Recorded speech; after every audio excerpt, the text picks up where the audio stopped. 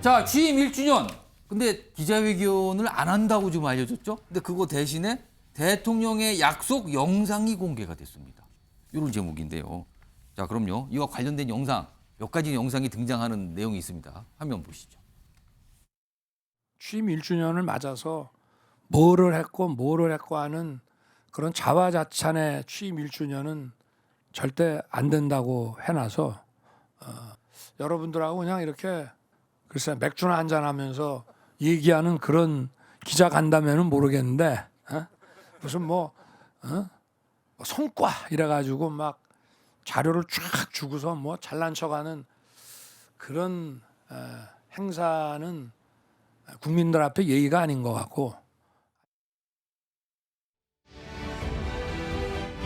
앞으로 정부는 행동하는 동맹을 구현해 나갈 것입니다. 국민의 혈세가 그들만의 이권 카르텔에 쓰여진다면 국민 여러분께서 이를 알고 용납하지 않으실 것입니다. 우리 원전은 세계 최고 수준의 기술력과 또 안전성을 인정받고 있습니다.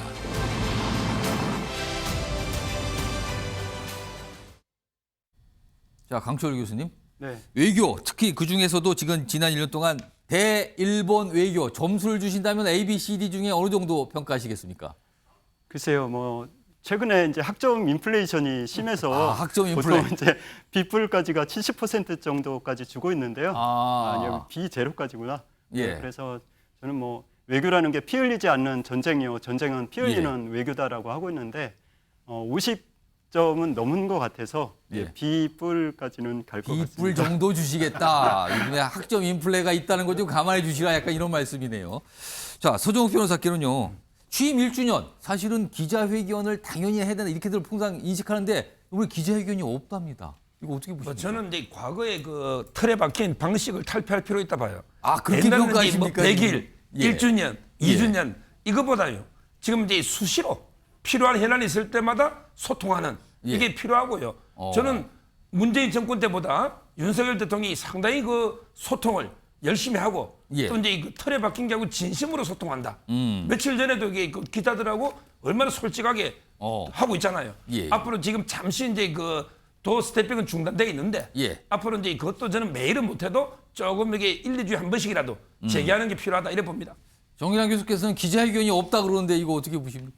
소통은 없다. 홍보만 있을 뿐이다. 서정욱 변호사는 소통 잘하고 있다고 말씀하시는데 지금. 서정욱 변호사의 판단일 뿐이고요. 마이웨이 1년 정치는 사라졌습니다. 자, 지난 8월에 취임 100일 기자회견 이후로 공식 기자회견 없습니다.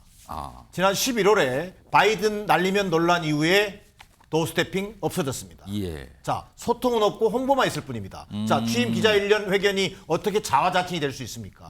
국민들이 궁금해하는 것을 언론이 묻고 대통령이 진솔하게 답하는 것이 기자회견입니다. 그런데 기자회견 안 하겠다고요? 자, 그러면서 홍보 영상으로 대신하겠다고요? 국민은 홍보의 대상이 아니라 국민과 끊임없이 소통하는 대상인 겁니다. 그런 대통령의 국정운영 기조가 변하지 않으면 취임 2년은 더 암울하다는 판단입니다. 신성범 최고위원 사실 오늘요 안철수 의원 이 인수위원장 맡았잖아요. 신성범 최고위원이. 근데 1주년 평가하면서 미흡한 지점을 몇 가지 지적을 하면서 지금 변하지 않으면 총선에서 승리할 수 없다라고 평가를 했거든요. 이건 어떻게 봐야 됩니까? 그런 신호는 많죠. 그러니까 적어도 지금 외교에 관한 한 적어도 미국과 일본의 삼각 동맹 구축은 방향은 잘 잡은 건데 내정에 관한 한 정치, 내부 정치, 특히나 대여관계, 여당과의 관계에 관한 한 대통령과 대통령실이 하실 말씀이 별로 없는 이런 지경에 왔단 말이에요. 그래서 안철수 의원이 뭐 아픈 대목이 있는 거예요. 그러니까 내부 소통, 적어도 야당은 아직은 그렇다 치더라도 여당과의 대통령실과 여당과의 관계를 잘 설정해야 되는 저는 숙제로 남아 있는 거예요, 지금은. 전용기 의원님, 근데 지금 변하지 않으면 총선 승리는 어렵다는 게 이게 여야에서 다 나와요, 지금. 이게 어떻게 된 겁니까, 그럼? 그러니까 뭐 대통령께서 변해야 된다라고 얘기하는 거고 정치가 사라졌다고 말씀하고 있지 않습니까? 예. 그러니까 정치를 복원시키려면 본인부터 이야기를 듣고 그다음에 소통하는 모습을 가져야 되는데 그 지점은 좀 부족한 것 같습니다. 저는 뭐 한마디로 말씀드리면 대통령께서 좀 고집을 좀 꺾어야 된다라고 생각합니다. 오. 너무 독선적이고 일방통행이에요.